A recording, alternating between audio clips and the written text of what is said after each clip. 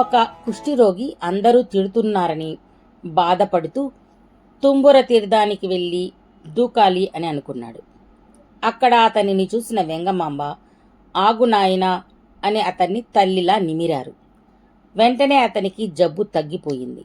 అతడు, అమ్మా నీవు వేంగమాంబవా అని అడిగాడు. నాయనా, నీవు ఈ విషయం వదిలిపెట్టు, ముందు తుంబూర తీర్థంలో మునుగు, స్వామివారి పుష్కరిణిలో ఉంటావు అని చెప్పింది.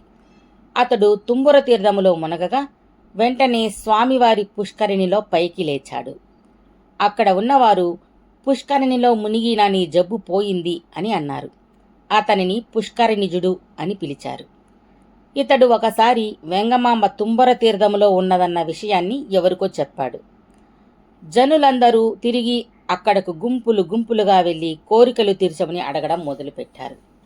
అప్పుడు వేంగమాంబ, స్వామి ఏమి చెయ్యాలి, నీకు హారతి ఇవ్వకుండా ఉండలేను అని ప్రార్థించగా వెంకటేశ్వర స్వామివారు, వేంగమాంబ నీవు సజీవ సమాధిగా మారిపో, నీ వంశీయులే నాకు ప్రతిరోజు హారతి ఇస్తారు, కానీ నీ సమాధి నుండి నీవు ప్రతిరోజు వచ్చి ముత్యాల హారతిలో పాల్గొంటావు.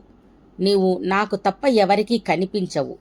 అక్కడ నీ వంశం వాళ్ళు నిలుచుని ఉంటారు, కాని హారతి ఇచ్చేది నీవే అని అనగా, కాని వెంగమాంబకు సంతానము లేదు.